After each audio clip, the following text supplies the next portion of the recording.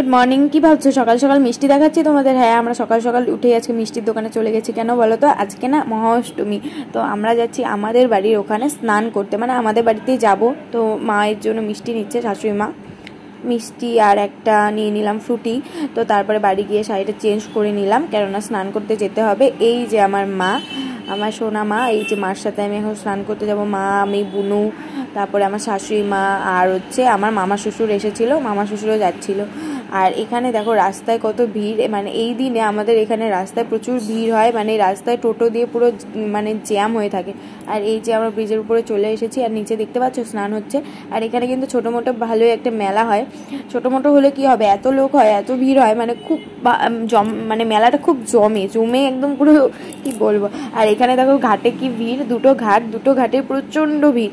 মানে এখন তো তাও অনেকটা বেলা হয়ে গেছে জন্য ভিড়টা একটু কমে গেছে, কিন্তু জল কিন্তু ঘোলা হয়ে গেছে, যার জন্য দেখতেই পাচ্ছ আমার মুখে কাদা দিয়ে একদম ভর্তি হয়ে গেছে। একটু সিঁড়ি দিয়ে উপরে উঠে মন্দির খুব সুন্দর, আর পাশেই কিন্তু শ্মশান ছিল।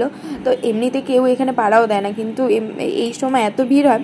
তারপরে এই যে বাড়ি চলে আসলাম, বাড়ি চলে এসে আর পরে ভিডিও করা হয়নি। আমার শাশুড়ি মা, মামা শ্বশুররা চলে গেছিলো।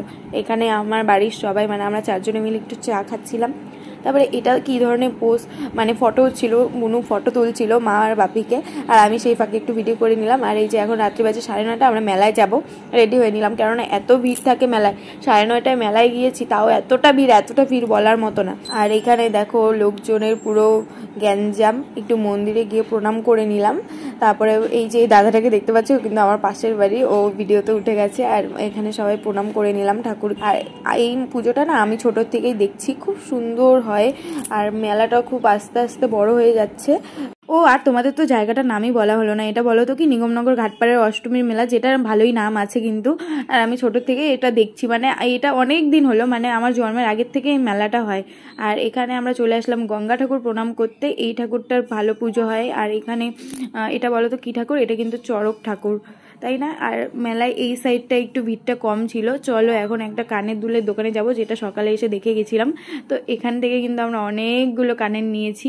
হ্যাঁ, অনেকগুলো কানের নিলেও কি হয়েছে বলো তো, বাড়িতে গিয়ে দেখি সবগুলো আলাদা, মানে একটা ঝুমকো নিয়েছি, ঝুমকোটা না আলাদা আলাদা হয়ে গেছে, মানে দুটো ঝুমকো দুরকম।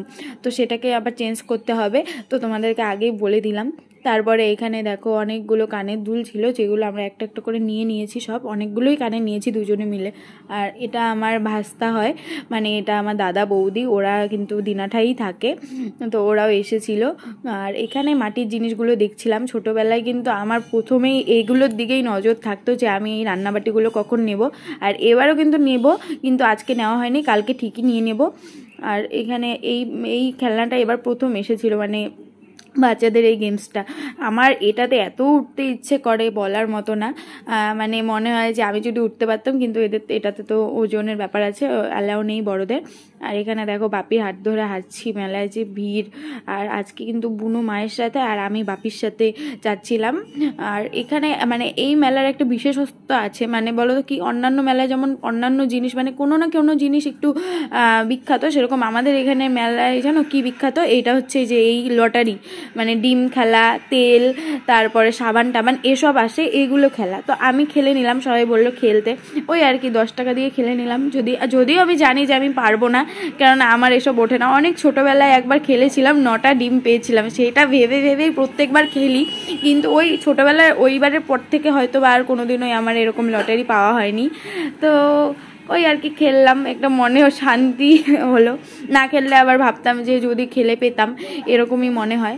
তো ওই আর কি পেলাম না, আমি 7-এ দিয়েছিলাম, 18-তে উঠেছে। প্রথমে তো 18-তেই দিতে চেয়েছিলাম। তারপরে এখানে বুনু বায়না করছিল বেলুন নিবে, আর আমি কিন্তু ছোটোবেলায় এই গ্যাস বেলুনগুলো খুব কিনতাম, আর উড়ে যেত, তখনই আমার কান্না শুরু। এরপরে বাবা আমাদের একটা মোমোর দোকানে নিয়ে গেল, যেহেতু মেলায় প্রচণ্ড ভিড়। আর বিশ্বাস করবে না, সেদিন মঙ্গলবার ছিল, আর আমি না ভুলে গিয়েছিলাম আজকে মঙ্গলবার, আমি কিছু খেতে পারবো না। কিন্তু ভগবানের অশেষ কৃপা, সেখানে এত ভিড় ছিল যে আমরা অত লেট করিনি। আর আমরা আবারও মেলায় চলে গিয়েছিলাম একটা নিরামিষ ভেলপুরির দোকানে। তো নিরামিষ ভেলপুরির দোকানে, এটাই না আমাকে অনেকেই জিজ্ঞেস করে, যারা বাইরের থেকে আমার ভিডিও দেখে, মানে কোচবিহারের বাইরের থেকে, তারা নাকি এই ভেলপুরি জিনিসটা কি সেটাই চেনে না। কিন্তু এই ভেলপুরিটা আমাদের এখানে এতটা মানে জনপ্রিয়, যে এটা আমাদের এখানে যে কোনো মেলা আসলেই এই ভেলপুরিটা আসে। তো তোমরা কে কে চেনো অবশ্যই